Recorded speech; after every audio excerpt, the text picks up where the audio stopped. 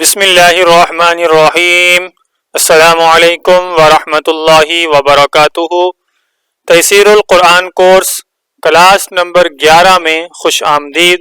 میں ہوں قاری ایاز نورانی۔ آج کی کلاس میں ہم قرآن کریم پڑھنے کی ایک بہت اہم بنیاد یعنی حرکت کو سمجھیں گے۔ حرکت کسے کہتے ہیں؟ قرآن کریم میں زبر، زیر اور پیش کو حرکت کہا جاتا ہے، اور جس حرف پر زبر، زیر یا پیش ہو اس حرف کو متحرک کہا جاتا ہے۔ حرکت کیوں ضروری ہے؟ حرکت کے بغیر کوئی بھی حرف پڑھا نہیں جاتا۔ جب تک کسی حرف پر زبر، زیر یا پیش نہ ہو تو مکمل آواز نہیں بنتی۔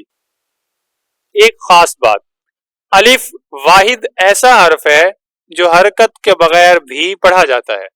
یاد رکھیں، زبر کے لیے منہ کو کھولا جاتا ہے اور زیر کے لیے ہونٹوں کو نیچے کی طرف جھکایا جاتا ہے، اور پیش کے لیے ہونٹوں کو مکمل گول کیا جاتا ہے۔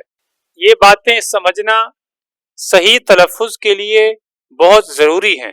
اگلی کلاسز میں ہم زبر، زیر اور پیش کی عملی پریکٹس اور ہر حرف کو آپ کے ساتھ 3 سٹیپس میں آہستہ اور واضح انداز میں پڑھیں گے انشاءاللہ۔